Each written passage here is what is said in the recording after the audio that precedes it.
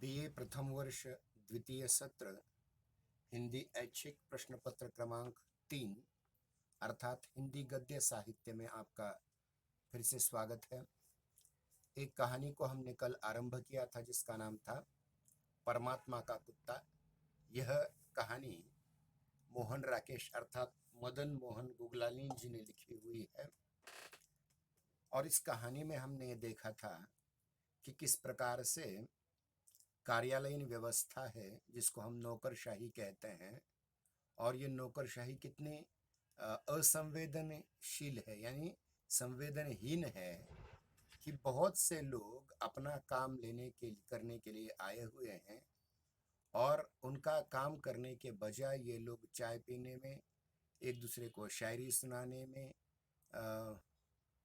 Joke सुनाने में लगे हुए हैं। और साहब आते हैं तो साहब भी एकाध हस्ताक्षर करके अपने अन्य काम न करते हुए रीडर्स डाइजेस्ट जैसे अंतर्राष्ट्रीय ख्याति प्राप्त पत्रिकाओं को पढ़ने में लगे हुए हैं। मैं थोड़ा सा एक दो पंक्तियां पीछे जाऊंगा। साहब के कमरे से घंटी हुई, चपरासी मुस्तैदी से उठकर अंदर गया और मुस्तैदी से वापस आकर फिर अपने स्टूल पर बैठ गया। चपरासी से खिड़की का पर्दा ठीक कराकर कमिश्नर साहब ने मेज पर रखे ढेर से कागजों पर एक साथ दस्तखत किए और पाइप सुलगाकर रीडर्स डाइजेस्ट का ताजा अंक बैग से निकाला और क्या पढ़ने लगे देखिए। लेटिशिया बॉल्ड्रिज का लेख, कोई लेखक होगा बहुत बड़ा लेख, उसे इतालवी मर्दों से क्यों प्यार है वे पढ़ चुके हैं। यानी देखिए, ये मेरी समझ में नहीं आता कि जो पाश्चात्य संस्कृति को ध्यान में रख करके लिखने वाले लेखक हैं वो बार बार केवल स्त्री पुरुष संबंधों पर ही ज्यादा आलेख लिखते हैं। और लेटिशिया बॉल्ड्रीज नाम की जो लेखिका है उसे इतालवी मर्द मतलब इटली के मर्द क्यों पसंद हैं, ये वो आलेख पहले पढ़ चुके थे और लेखों में हृदय की शल्य क्रिया के संबंध में J.D. रेडक्लिफ का लेख उन्होंने सबसे पहले पढ़ने के लिए चुन रखा था। अब क्या पढ़ना है उन्हें? एक बहुत बड़े लेखक हैं J.D. रेडक्लिफ, जिन्होंने हृदय की शस्त्रक्रिया शल्य क्रिया के बारे में, क्योंकि ध्यान रखिए बड़े ओहदों पर रह करके काम करना मतलब हृदय रोगों को आमंत्रण देना है, क्योंकि तान तनाव बहुत अधिक होता है और शायद इसलिए उन्होंने वही लेख आरंभ किया है पढ़ने के लिए। पृष्ठ 111 खोलकर वे हृदय के नए ऑपरेशन का ब्यौरा पढ़ने लगे। यानी ये है अधिकारियों की बात। इसके पहले हमने चपरासियों, मुलजिमों, क्लर्कों की बात देखी थी। अब देखते हैं आगे क्या होता है। तभी बाहर से कुछ शोर सुनाई देने लगा। कंपाउंड में पेड़ के नीचे बिखर कर बैठे लोगों में 4 नए चेहरे और शामिल हो गए थे। एक अधेड़ आदमी था जिसने अपनी पगड़ी जमीन पर रख दी थी। पगड़ी जो सिर पर बांधते हैं वो जमीन पर रख दी थी। सिर्फ लखी नहीं, बिछा दी थी और हाथ पीछे करके टांगे फैलाकर उस पर बैठ गया, पगड़ी पर बैठ गया था। पगड़ी के सिरे के तरफ से जरा बड़ी उम्र की एक स्त्री, थोड़ी सी प्रौढ़ हुई स्त्री और एक जवान लड़की बैठी थी और उनके पास खड़ा एक दुबला सा लड़का आसपास की हर चीज को घूरती हुई नजर से देख रहा था। अधेड़ मर्द की फैली हुई टांगे धीरे धीरे पूरी फैल गई, खुल गई थी और आवाज इतनी ऊंची हो गई कि कंपाउंड के बाहर से भी बहुत से लोगों का बयान उसकी तरफ खींच गया। यहाँ ध्यान होना चाहिए, बयान हो गया है गलती से। यानी बहुत सारे लोग जो कंपाउंड के बाहर के भी थे उनका भी ध्यान इस व्यक्ति की ऊंची आवाज की ओर खींच गया, आकर्षित हुआ। वह बोलता हुआ साथ साथ अपने घुटने पर हाथ मार रहा था, बोल भी रहा था, घुटने पर हाथ भी मार रहा था। क्या कह रहा था देखिए, सरकार वक्त ले रही है, 10-5 साल में सरकार फैसला करेगी कि अर्जी मंजूर होनी चाहिए या नहीं। सालों यमराज भी तो हमारा वक्त गिन रहा है? समय भी तो जा रहा है, मौत भी निकट आ रही है, और एक अर्जी मंजूर करने या नहीं करनी है, इस पर फैसला करने के लिए 10-5 साल लग रहे हैं। उधर वह वक्त पूरा होगा और इधर तुमसे पता चलेगा कि हमारी अर्जी मंजूर हो गई है। मतलब हमारे मरते दम तक हम क्या केवल इंतजार ही करते रहे कि हमारी अर्जी मंजूर होगी इसका? चपरासी की टांगे जमीन पर पुख्ता हो गई और वह सीधा खड़ा हो गया। कंपाउंड में बिखर कर बैठे और लेटे हुए लोग अपनी अपनी जगह पर कस गए, पता नहीं अब क्या होने वाला है। कई लोग उस पेड़ के पास आकर जमा हो गए। जो आदमी यहाँ चिल्ला रहा है, जोर जोर से बोल रहा है, 2 साल से अर्जी दे रखी है साली, जमीन के नाम पर तुमने जो मुझे गड्ढा अलॉट कर दिया है उसकी जगह कोई और दूसरी जमीन दो। मगर 2 साल से अर्जी यहाँ के 2 कमरे ही पार नहीं कर पाई। हुआ ये था कि जो निर्वासित व्यक्ति पाकिस्तान से भारत में आया हुआ था, उसे सरकार की योजना के अंतर्गत उसको घर बनाने के लिए एक प्लॉट दे दिया था, जमीन का एक टुकड़ा दे दिया था। लेकिन जब वहाँ कुछ पुरुषार्थ करके कुछ नया बनाने की कोशिश की तो वो जमीन नहीं, जमीन के नाम पर एक गड्ढा था। और 2 साल हो गए कि उस जमीन के उस गड्ढे के बदले कोई समतल जमीन मुझे दे दो, इस प्रकार की अर्जी दे दी इसने। वो अब तक 2 साल तक उस अर्जी पर कोई सुनवाई नहीं हुई, कोई काम नहीं हुआ। यानी 2 कमरे से आगे ही नहीं चली गई ये अर्जी, तो फिर कमिश्नर साहब तक कैसे पहुंचेगी? इस प्रकार से वह चिल्ला रहा है जोर जोर से। वह आदमी अब जैसे एक मजमे में बैठ करके तकरीर करने लगा। मजमा मतलब सभा, भीड़ भरी सभा, और तकरीर मतलब अपना उसका प्रवचन शुरू हो गया।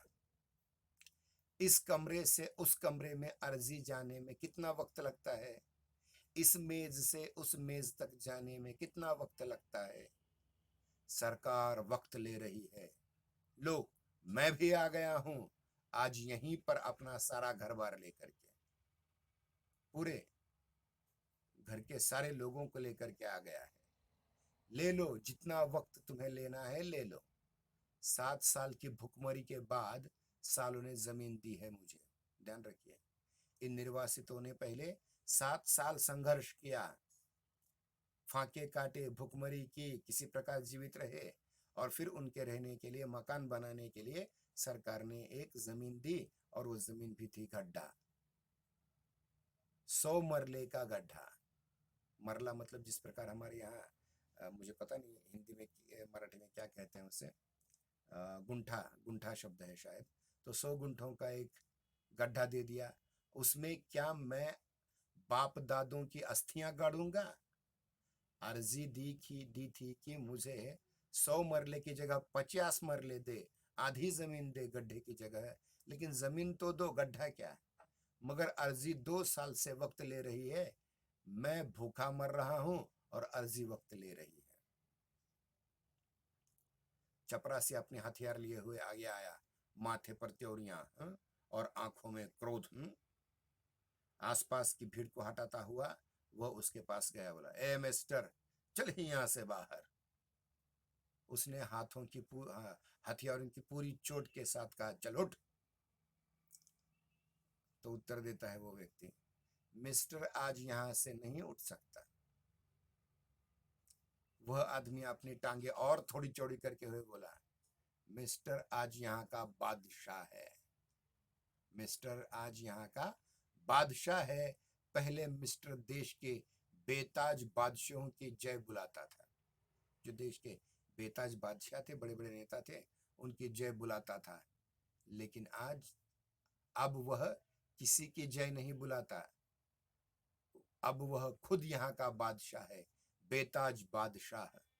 उसे कोई लाज शर्म नहीं है, उस पर किसी का हुक्म नहीं चलता। समझे चपरासी बादशाह, तू भी बादशाह मैं भी बादशाह। ध्यान रखिए, जब देश स्वतंत्र हुआ था तब सारे राजे रजवाड़े खत्म हो गए और सामान्य आदमी ही सबसे बड़ी ताकत हो गया। और ये स्वयं राज नहीं कर सकते, इसलिए सामान्य आदमियों ने चुन करके कुछ लोग भेजे जो बाद में आमदार खासदार जिन्हें कहा जाता है, या शुद्ध हिंदी में कहा जाए तो विधायक सांसद बन गए और उन्होंने मुख्यमंत्री और प्रधानमंत्री चुने। यानी कौन है, किसकी सत्ता है? सामान्य आदमी की सत्ता, और वह स्वयं नहीं कर सकता, इसलिए चुने हुए नुमाइंदे वो भेजता है ताकि वो उसके काम करे, लेकिन कोई काम नहीं कर रहा है। यानी इस जनतंत्र में, इस लोकशाही में, इस रिपब्लिक में कौन सुखी है? कोई भी सुखी नहीं है।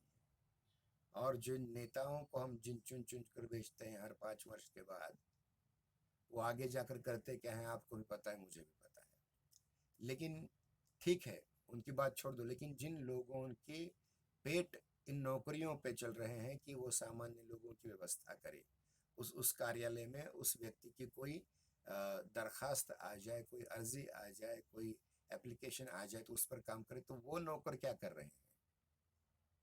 वो नौकरशाही क्या कर रही है? और जो IAS officer, IPS officer, IAF officer बन करके बड़े बड़े ओहदों पे कलेक्टर वगैरह बन जाते हैं, कमिश्नर वगैरह बन जाते हैं, वो भी तो करते क्या है?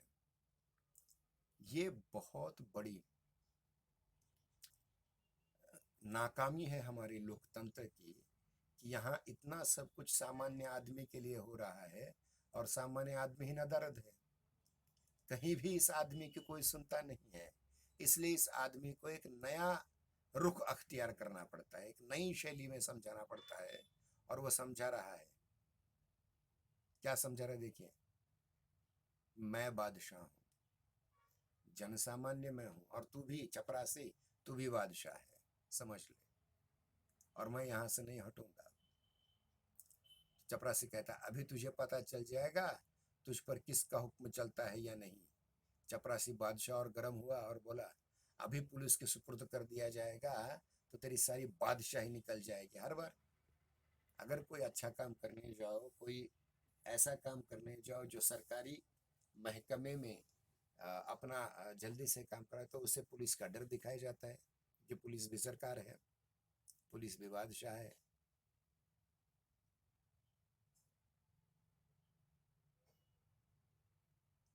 हा हा हा हा हा। बेताज बादशाह हंसा। वो आदमी हंसने लगा, बोला, तेरी पुलिस मेरी बादशाही निकालेगी? तू बुला पुलिस को, तू बुला पुलिस को। मैं पुलिस के सामने नंगा हो जाऊंगा और कहूंगा, निकालो मेरी बादशाही। हम में से किस किस की बादशाही निकालेगी पुलिस? मेरे साथ, वे मेरे साथ 3 बादशाह और हैं। ये मेरे भाई की बेवा है, उस भाई की जिसे पाकिस्तान में टांगों से पकड़कर चीर दिया था, जिसे पाकिस्तान में टांगों से पकड़कर चीर दिया गया था। यह मेरे भाई का लड़का है जो अभी तपेदिक का मरीज है, तपेदिक टीबी का। और ये मेरे भाई की लड़की है जो अब ब्याहने लायक हो गई है। अभी भी हमें न्याय नहीं मिला। भाई मार डाला गया, किसी प्रकार से भागकर हिंदुस्तान में आ गए, तो यहाँ ये स्थिति हो गई कि भाई की पत्नी बेवा हो गई, वो बीमार चलती है। बेटा है उसका, वो भी टीबी से बीमार है, तपेदिक से बीमार है। और एक लड़की थी जो छोटी थी उस समय पाकिस्तान में, और अब ब्याहने लायक हो चुकी है। इस बड़ी कुआं इसकी बड़ी कुंवारी बहन, आप देखिए कितने अत्याचार हुए होंगे, आप सोच भी नहीं सकते, और हम भी सोच नहीं सकते। इसकी बड़ी कुंवारी बहन आज पाकिस्तान में है, पता नहीं किस अवस्था। आज मैंने इन सबको बादशाही दे दी है, ये सारे बादशाह हो गए हैं। तू ले तू ले आ जाकर अपनी पुलिस की, आकर इन सब की बादशाही निकाल दे, कुत्ता साला। गाली दे दी चपरासी को। अंदर से कई एक बाबू निकल निकल कर बाहर आ गए, क्योंकि देखिए हमारे देश में ना, तमाशा करने वालों से तमाशा देखने वालों की ज्यादा तादाद है, इसलिए इसने कुछ कह दिया, कुछ उल्टा सुल्टा कह दिया, कुछ गालियां दी, तो सारे लोग अपना अपना काम छोड़ करके इस आदमी को देखने आए हैं। पता नहीं जाने क्या आदमी है और क्या कर रहा है, क्या गालियां दे रहा है। कुत्ता साला सुन करके चपरासी आपे से बाहर हो गया। वह तैश में उसे बाहर से पकड़कर घसीटने लगा। तुझे अभी पता चल जाएगा कि कौन साला कुत्ता है, मैं तुझे मार मार कर। और उसने अपने टूटे हुए बूट की तरफ बूट की एक ठोकर दी, जोर से मार दिया उसे। बूट की ठोकर से लड़की और स्त्री और लड़की सहम कर वहां से हट गई। लड़का भी एक तरफ होकर के रोने लगा। बाबू लोग भीड़ हटाते हुए आगे बढ़ आए और उन्होंने चपरासी को उस आदमी के पास से हटा लिया। चपरासी फिर भी बढ़ाता रहा, कमीना आदमी दफ्तर में आकर गाली देता है, मैं तुझे अभी दिखाता हूं कि एक तुम ही नहीं, यहाँ वहां तुम सब के सब कुत्ते हो। जिसने बूट की ठोकर खाई थी वो फिर से चिल्लाने लग गया। वह आदमी कहता रहा, तुम सब भी कुत्ते हो और मैं भी कुत्ता हूं। फर्क इतना है कि तुम लोग सरकार के कुत्ते हो, हम लोगों की हड्डियां चूसते हो और सरकार की तरफ से भौंकते हो। मैं तो परमात्मा का कुत्ता हूं, उसकी दी हुई हवा खाकर जीता हूं और उसकी तरफ से भौंकता हूं। उसका घर इंसाफ का घर है, उसका घर इंसाफ का घर है। मैं उस घर की रखवाली करता हूं। तुम सब उसके इंसाफ की दौलत के लुटेरे हो। तुम पर भौंकना हमारा फर्ज है। मेरे मालिक का फरमान है, मैं तुमसे मेरा तुमसे असली बैर है। कुत्ते का कुत्ता बैरी होता है, कुत्ते का बैरी कुत्ता होता है। तुम मेरे दुश्मन हो, मैं तुम्हारा दुश्मन हूं। मैं अकेला हूं, इसलिए तुम सब मिलकर मुझे मारो, मुझे यहां से निकाल दो, लेकिन मैं फिर भी भौंकता रहूंगा। तुम मेरा भौंकना बंद नहीं कर सकते। मेरे अंदर मेरे मालिक का नूर है, मेरे वाह गुरु का तेज है। तुम मुझे जहां बंदी कर दोगे, मैं वहां भौंकूंगा और भौंक भौंक कर तुम सबके कान फाड़ दूंगा। साले आदमी के कुत्ते, झूठी हड्डी पर मरने वाले कुत्ते, दुम हिला हिला कर जीने वाले कुत्ते। अब देखिए, इस एक परिच्छेद में उस व्यक्ति की सारी भड़ास निकल दी। वो जो कुछ कहना चाहता है वो सब कह रहा है। वो ये कहना चाहता है कि पाकिस्तान में से हमें निकाल देने के उपरांत हम हिंदुस्तान में आ गए, भारत में आ गए, हमें कुछ न्याय नहीं मिला। ये न्याय नहीं मिला इस नौकरशाही के कारण, इस नौकरशाही के कुत्तों के कारण। यहाँ चपरासी भी कुत्ता है, क्लर्क भी कुत्ता है, अफसर भी कुत्ता है, कमिश्नर भी कुत्ता है। हाँ, सारे के सारे कुत्ते हैं।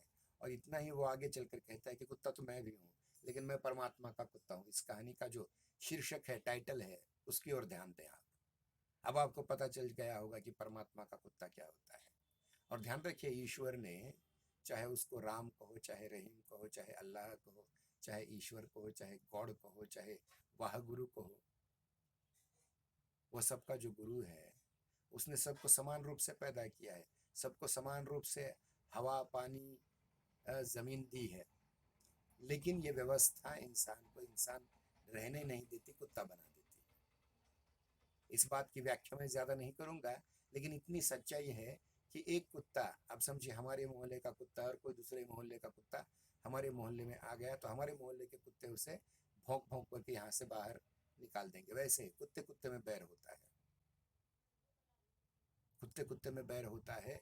और हर कुत्ता अपनी जाति से द्रोह करके उसे रोटी डालने वाले अपने स्वामी से स्वामी भक्ति दिखाता है। ठीक यही प्रकार कुत्तों में होता है।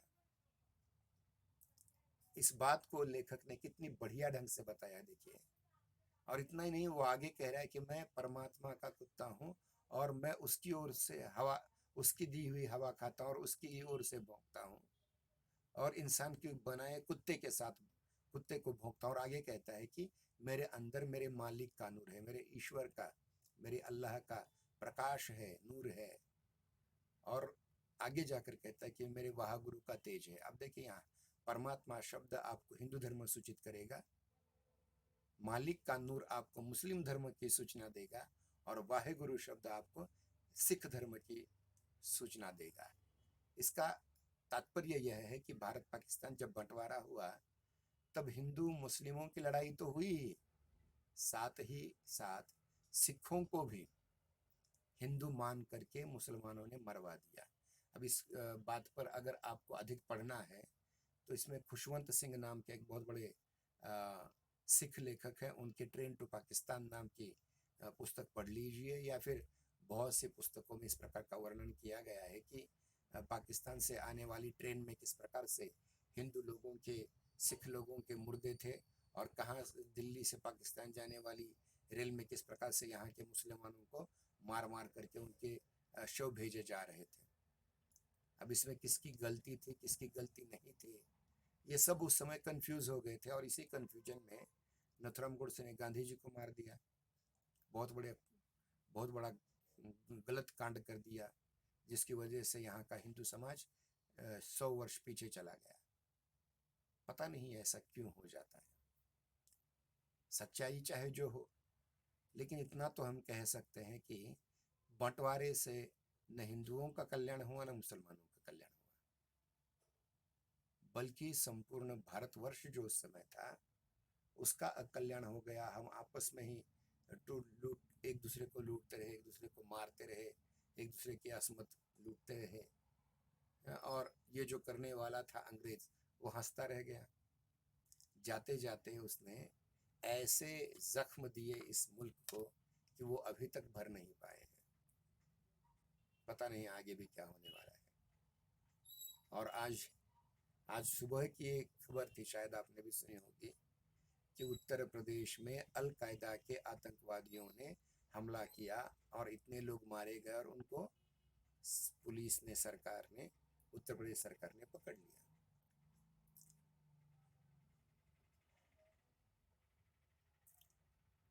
दुनिया में 1947 के आसपास 2 देश ऐसे बना दिए गए जो धर्म के नाम पर बने थे। हिंदुस्तान से कट करके पाकिस्तान, चाहे उसे आप पूर्वी पाकिस्तान, बांग्लादेश या पश्चिम पाकिस्तान या पाकिस्तान कहें, और दूसरा देश बना था इजराइल। इजराइल ने कितनी तरक्की की और पाकिस्तान कहाँ है, आप खुद विचार कीजिए। इजराइल ने इतनी बड़ी प्रगति की, इतना बड़ा विकास किया कि आज वह अनेकों अरब कंट्रियों के जाल में रहते हुए भी चारों ओर से उन सबके सिर पर मूंग दल रहा है, और ये पाकिस्तान न प्रगति कर रहा है न प्रगति करने दे रहा है। वो सिर्फ आतंक की भाषा बोल रहा है। आज भी हम जानते हैं कि पाकिस्तान ने 1947 में जो हमले किए, लगातार हमले किए जाते रहे। पहले युद्ध में वो हार गए, बांग्लादेश के युद्ध में वो हार गए, कारगिल के युद्ध में वो हार गए। तो ये बड़ी बड़ी लड़ाइयों में तो हार जाते हैं, जीत नहीं सकते। इसलिए न जाने कौन कौन से आतंकवादी बना करके फिर से भेजे जा रहे हैं, जिसकी वजह से भारत का मुसलमान भी शक के दायरे में आ रहा है, हालांकि उसकी उसमें कोई गलती नहीं है। फिर भी देखने वालों की नज़र देखिए, चाहे वो सीरिया हो, चाहे ईरान इराक हो, चाहे पाकिस्तान हो, चाहे अफगानिस्तान हो, चाहे इंडोनेशिया हो, चाहे जकार्ता हो, जहाँ भी इस्लाम की इस समय थू हो रही है वो आतंकवाद के कारण हो रही है, वह पाकिस्तानी नीति के कारण हो रही है। वो ISI के जो भाड़े के टट्टू हैं उनकी वजह से हो रही है, जो आए दिन अपने आतंक का कोई एक अवसर नहीं छोड़ते हैं, और इसका खामियाजा सामान्य मुसलमानों को भुगतना पड़ता है। हालांकि भारत में न्याय व्यवस्था बहुत अच्छी है, फिर भी संदेहास्पद कुछ निर्णय हो जाते हैं, जिसकी वजह से सामान्य आदमी को भी लगता है कि यहाँ अन्याय हो रहा है। लेकिन उसका मतलब ये नहीं है कि हर कोई अपने हाथ में हथियार लेकर के व्यवस्था के विरुद्ध आतंकवादी, नक्सलवादी बन करके खड़ा हो जाए। गलत है ये। अब ये सब कुछ वो कह रहा है, खुद को कुत्ता मान रहा है, खुद को कुत्ता कह रहा है, आगे वो जाकर कहता है, देखिए कहानी तो बढ़ती जा रही। देखिए, ज्यादा मैं बोल गया। बाबा जी अब बस करो। एक बाबू हाथ जोड़कर बोला, हम लोगों पर रहम खाओ और अपनी यह संत बाणी बंद करो। बताओ तुम्हारा काम क्या है, तुम्हारा केस क्या है? तो उत्तर देता है वह, मेरा नाम है 1226/7। मेरे माँ बाप का दिया हुआ नाम खा लिया इन कुत्तों ने। अब मैं यही अब यही नाम है जो तुम्हारे दफ्तर का दिया हुआ है। मैं 1226/7 हूं। मेरा और कोई नाम नहीं है। मेरा यह नाम याद कर लो, अपनी डायरी में लिख लो, वह गुरु का कुत्ता 1226/7। बाबा जी आज आज जाओ, कल या परसों आ जाना। तुम्हारी अर्जी की कार्रवाई तकरीबन तकरीबन पूरी हो चुकी है। तकरीबन तकरीबन पूरी हो चुकी है और मैं खुद भी तकरीबन तकरीबन पूरा हो चुका हूं।